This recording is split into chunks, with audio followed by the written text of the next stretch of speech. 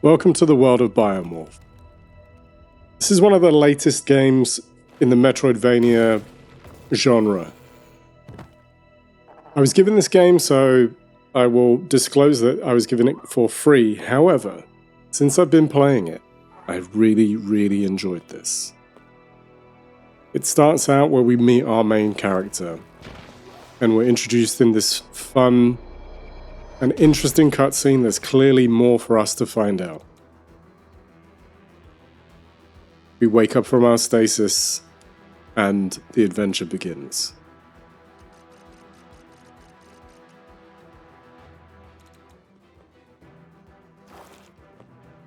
As you'd expect, the game opens with a tutorial area which gives us an idea of how to jump, how to attack, some really basic information. How do we slide? How do we navigate the world?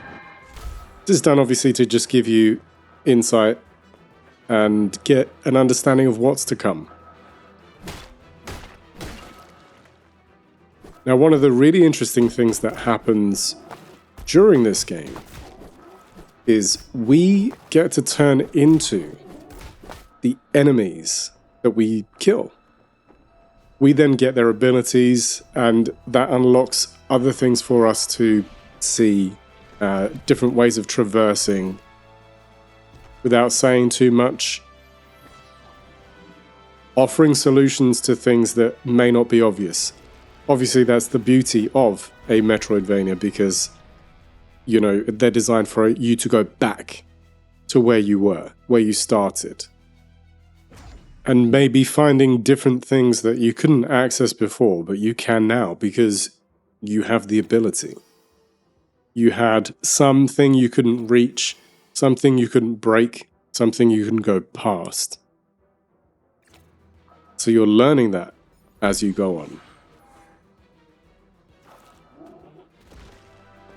As you progress through the game, you find things called mementos. These are, for lack of a better term, a little bit like charms in Hollow Knight. They give you different abilities or different helpful tools.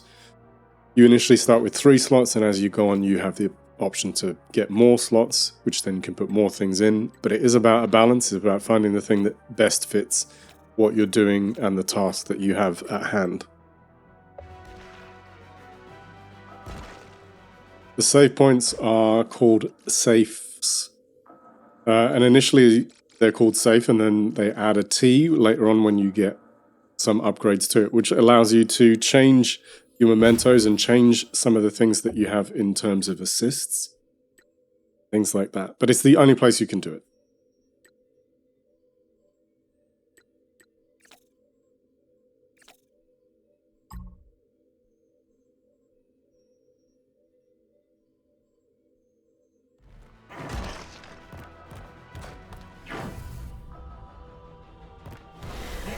When you get to the end of the opening area, you encounter your very first boss. You can do this as yourself, or you can do this as one of the biomorphed enemies. I found it quite useful to switch between the two, because the enemy that I biomorphed into gave me more damage. So I was able to do more damage to the boss throughout that. And this game has a lot of moments like that. You can approach it in a different way. You can think about, do I want to be one of the enemies? Do I want one of those different abilities? Or shall I just do it as myself?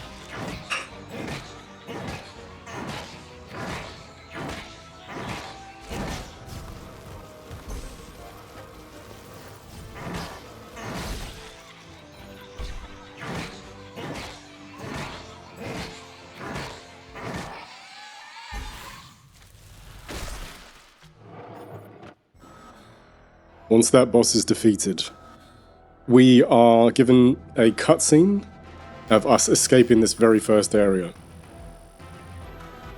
After this, the game is going to open up, we end up in a place which is, for lack of a better term, our central hub, where we can then upgrade, we can meet new characters, we can have new quests, some of which I'll kind of show a little bit of, but I won't show too much detail, just to keep it interesting and vague for people who are going to play this game.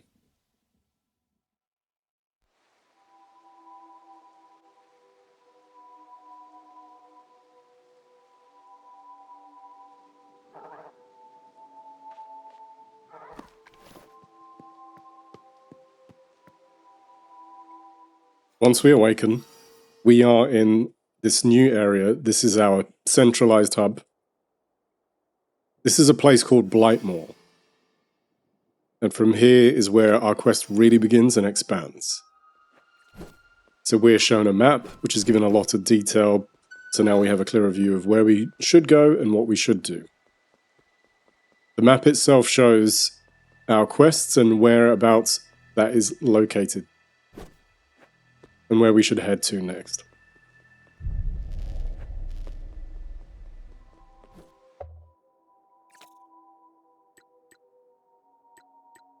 And yeah, so we can look at which biomorphs we're able to do. We can look at the chips. Those chips are what we have equipped. So do we have long range, do we have damage, etc. And then it also shows our ability and, like I say, the map. We can then meet a really interesting cast of characters, at least so far. There are considerably more, because there are 16 areas in total in this game. And I'm only kind of showing off 2 or 3 here. And like I say, mainly because I think a lot of them are interesting and have some really interesting places that they go with it. And there is a lot of value in returning to certain areas. And something to know is that there is a little bit of AI, so the game kind of learns how you like to play. So when you go back and then fight certain enemies again, they may be expecting you to attack in a particular way. And you may think they're going to attack how they did before. And even that has changed, which I think is a really smart feature. You can also upgrade a lot of the items that you find, especially the things that help you throughout the game. So there are memento slots, and when you get them, it allows you to configure which of those items that are going to help you have. But you might have 5 memento slots, and something will cost 3 and something else will cost 2. So it's about figuring out the best way to make that combination work for you. Our hub, as mentioned before, has a lot of interesting characters, and each one of them has something that they may or may not need us to do. I mean, you saw previously we saved a cat briefly. That's a quest that somebody gives us, and this person here has something to say, but it's unclear what is next for them. There are also blueprints and improvements that you can make to the hub.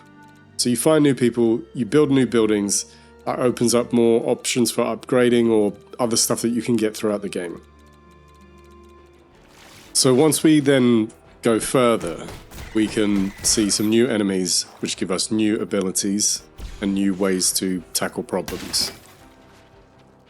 This is a couple of enemies that we meet, and one lets you fire a bone that you throw out of your chest, and you can hit switches and you can attack things from a distance. And another one is like this floaty ball of gas that lets you walk over spikes or float over spikes, and then you use your poisonous gas cloud to kill enemies. Throughout the world there is this character called Will, who is a bard, a musician, something like that, and we find him and unlock discs that then go in the jukebox back in Blightmoor. Once we kill enough of a particular enemy type, we then unlock their biomorph, which means we can then choose them as something we can morph into by holding like the left trigger and then selecting them. Throughout the world there are map beacons. When you actually find these, this gives you a clearer picture of what has been visited, what needs to be visited, where else you need to go, what rooms that may hold some kind of secret.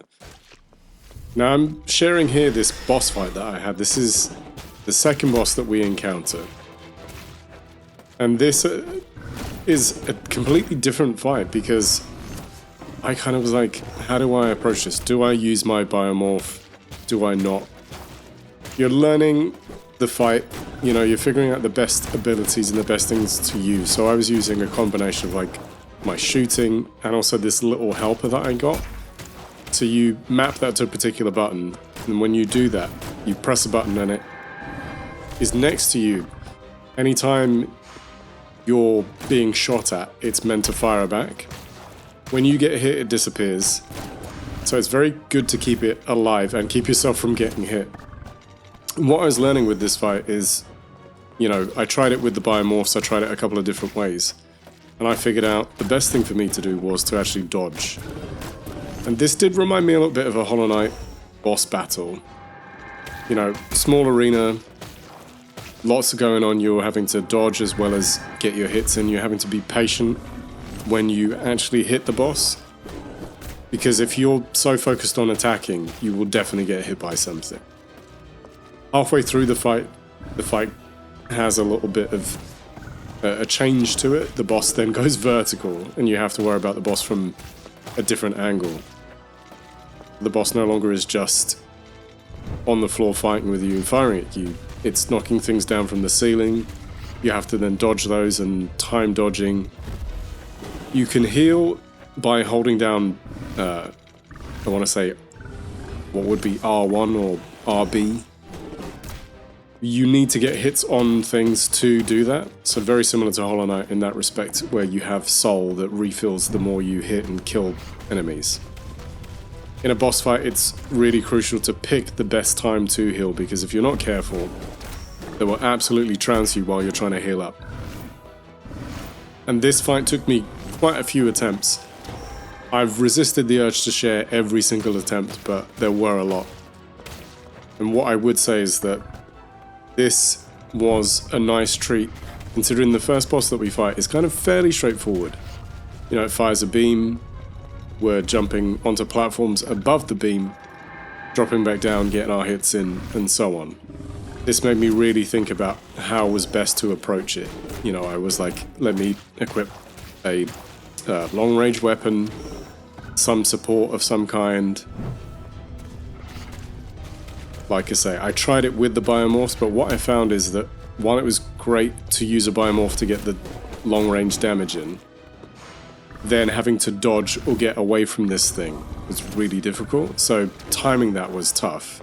So I just stuck with my build that I felt confident with, felt comfortable with, and it felt really good using the abilities and the mementos and the things that I've unlocked at that point to complete the fight.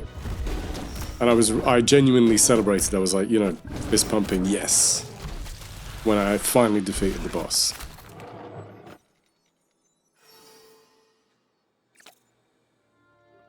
New areas give us new enemies to fight, which means potentially new biomorphs for us to unlock and choose and utilize their abilities to solve newer problems. I thought this was really cool, and the areas that I've explored so far have just been really visually interesting. They've done some interesting things, and new enemies brought different challenges. I'm a fan of Hollow Knight, and I know a lot of people are, and I know a lot of people are waiting for Silksong. But I would say that this is a game that is a really good option to have your time, have your patience, have your enjoyment.